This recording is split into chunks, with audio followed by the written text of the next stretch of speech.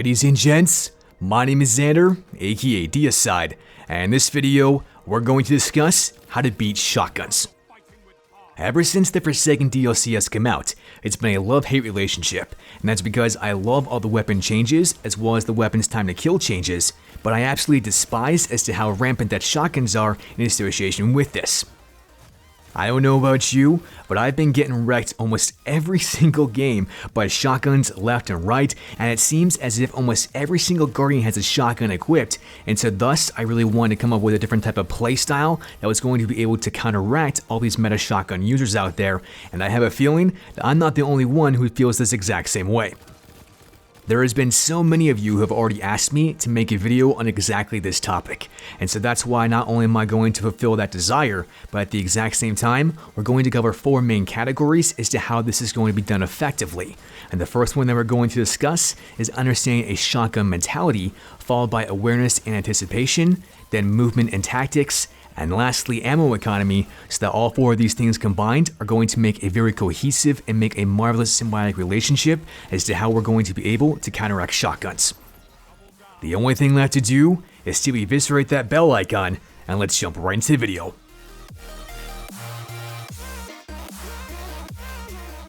The very first tip that I have for you is something that we have to grasp and understand, and that is shotgunner mentality. So what exactly is a shotgunner mentality? This pretty much includes anything and everything from how they play to the situations in which they excel and the effective ranges in which they are most ideal in. So let me go ahead and take a step back and say how they play. All shotgunners have one mentality, and that mentality is to rush 24/7 and to let nothing else stop them, even if they're getting shot to oblivion and back again. You can use this mentality to be able to play against it ideally. And so what I mean by this is that since you already know people are going to try and rush you and they're going to almost let nothing stop them, they're really not thinking with their head accordingly. And so because of that, you're then going to be able to use your brain more strategically. And thus you might be able to play them on the ground, play them in the air, or play them at a different angle in which is most ideal for you and the weapon combination in which you have. Shotguns are going to excel in one environment, and that's almost in the melee to close ranges. Anything outside of that, they're going to be complete muff cabbage garbage, and so that's why I would highly recommend for you guys to understand what I like to call the Goldilocks zone of range, at least when we're counteracting shotguns. This Goldilocks zone is somewhere in between close and mid-range engagements, and then you're also going to have to take into account the weapons that you're also using as well. What you're going to see throughout this entire game footage is something like a sniper rifle along with an SMG, or a sniper and a hand cannon, but most ideally, I'm going to be using a sidearm and a hand cannon, as I found that to be the most effective overall weapon choice to be able to counteract shotguns beautifully. Now for you, you don't have to use that exact same weapon combination, but throughout this entire game footage, that's all the weapon combos that you're going to see. And the reason why I like to have my hand cannon along with my sidearm combination the best is because that allows me to maintain that Goldilocks zone of what I think is ideal. Because with a sidearm, I'm able to stay just outside of those close range engagements where shotguns can't get me, while at the exact same time, I'm still able to then use my hand cannon at those mid and far range engagements so that no matter what kind of weapon combination that the enemy Guardian has in correlation with their shotgun, I'm still going to be able to take them out with this kind of weapon combo.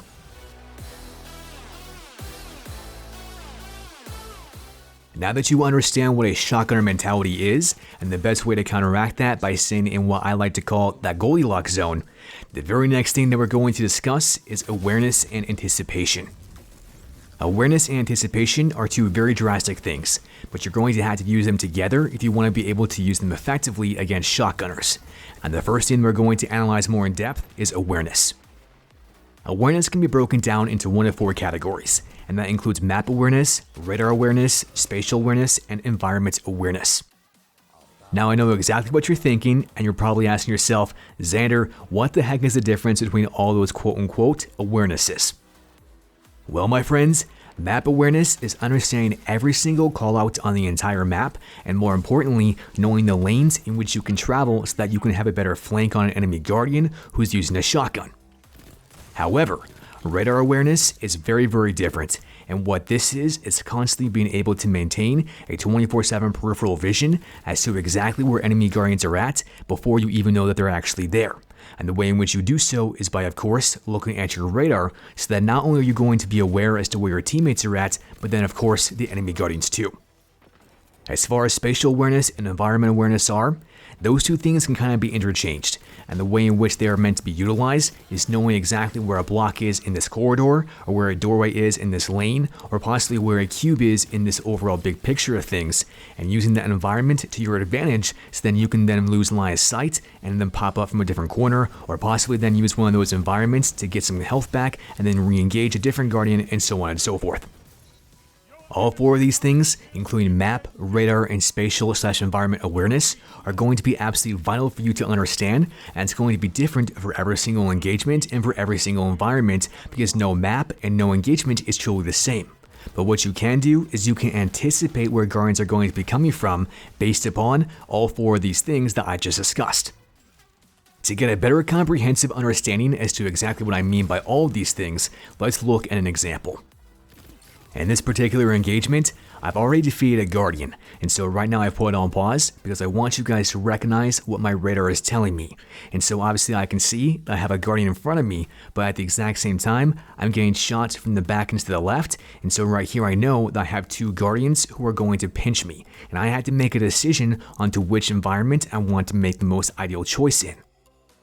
I can choose to attack the guardian who's in front of me, or I can let that guy go and go for the guy who's already shooting me from the back to the left.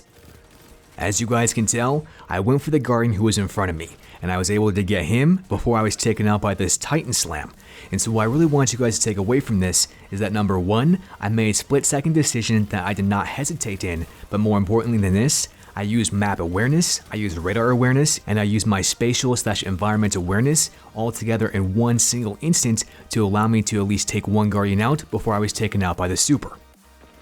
Throughout this entire game footage, you guys are going to be seeing me doing this time and time again, almost in every single situation. And that's because I have to use my map, my radar, and my spatial/environment awarenesses to allow me to have a better understanding as to where the next engagement is going to happen, aka anticipation. Now you guys can see as to why I firmly believe that having awareness and anticipation is going to allow you to win not just more shotgun engagements, but a lot more 1v1s and 1v2s. And the very last thing that I want to say about this altogether is to never ever hesitate. Hesitation is always going to cause you to die almost instantaneously, and so even if you happen to make a bad decision is always better than hesitation, and so keep that in mind whenever you're facing shotguns.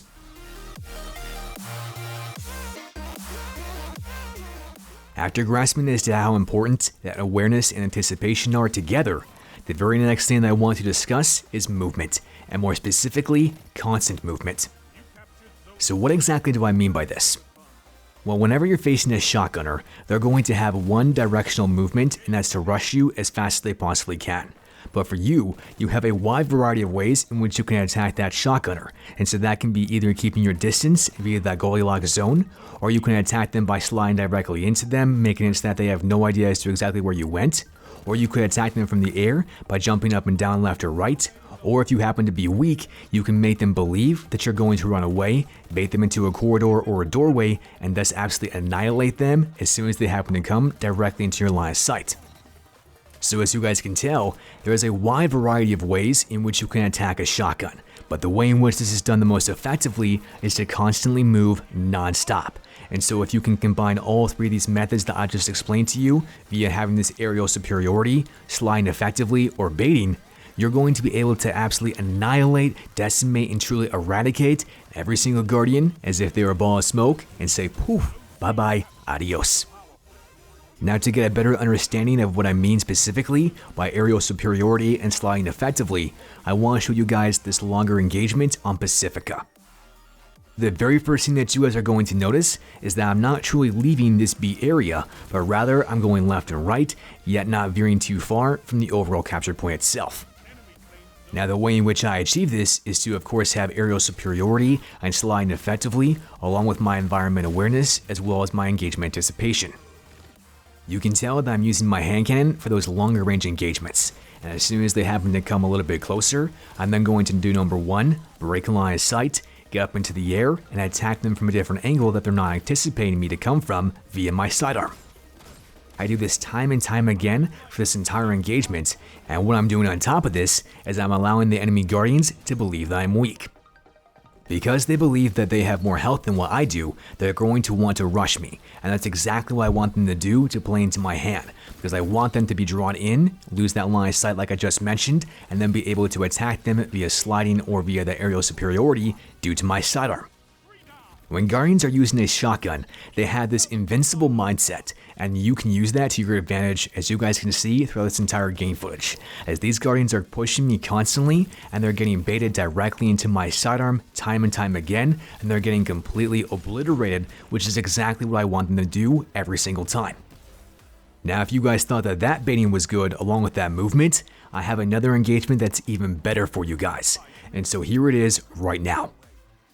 The very first thing I want you to pay attention to is I'm trying to get into a 1v1 engagement almost every single time, and then as soon as I win that engagement, I'm getting to the next 1v1 even though I only may have a little bit of health.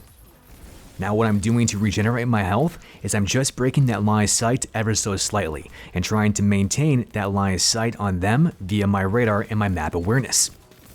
What this allows me to do is get just enough of my health back and then go directly back into that engagement via another perspective that the enemy guardian is not expecting. And so once again, you guys are realizing that I'm using my aerial superiority, sliding effectively, and lastly, baiting to use all three of these things combined and beat shotgunner after shotgunner after shotgunner.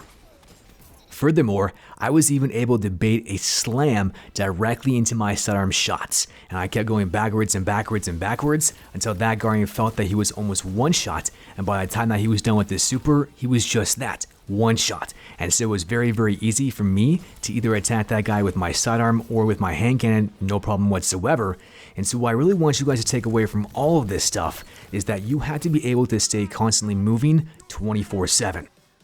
There is not a single moment throughout those 45-second engagements that I just showed you guys that I was not moving. And so this is absolutely vital for you guys to understand, because a shotgunner is never going to stop moving as well. And if you stop moving even for a split second, then you're going to be defeated just like Cade. And I certainly don't want that to happen to you, especially to those shotgunner users. And so that's where you guys have got to be able to maintain this fluidity that is absolutely essential to defeat shotguns.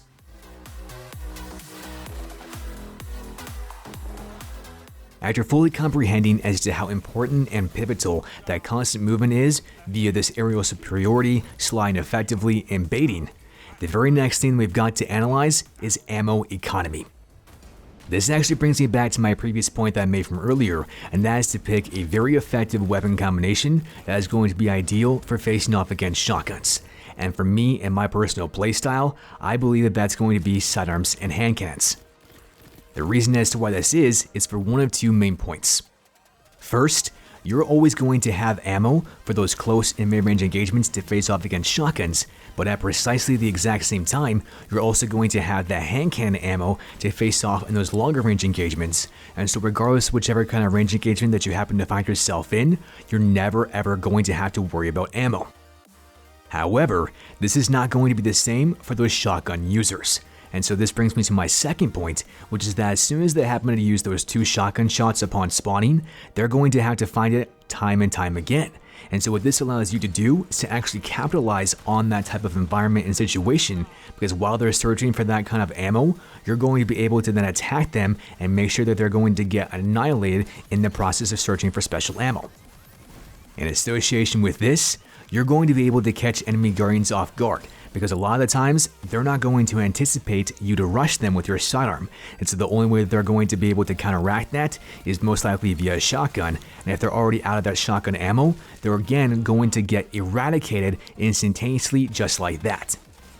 Even in the worst case scenario, and that's of course if you happen to die, you're never ever going to give the enemy guardian more special ammo. And so once again, you guys can clearly see that this cycle of searching for ammo is always going to be a problem for those shotgun users. Whereas for you, it's never ever going to be a problem, and you're always going to have ammo for whatever kind of range engagement that you want to be ideal in, and thus completely annihilate, decimate, and truly emancipate every guardian in your path.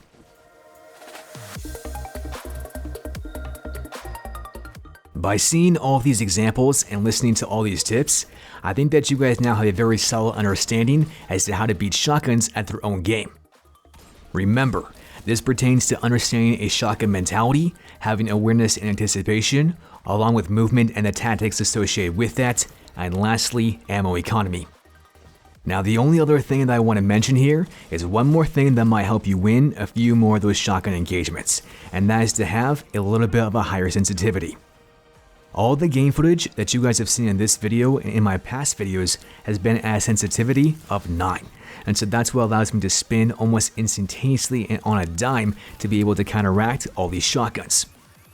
For those of you wondering how I was able to spin so quickly, this is exactly how. And so for those of you who are on a little bit of a lower sensitivity, I would highly recommend that you guys try and bump that up, even if it's only by 1 or 2, as that's going to give you a much better advantage to not only play more aggressively, but at the same time, counteract these shotgunning users via your sidearm and hand cannon combo, or whatever combo that you guys see fit.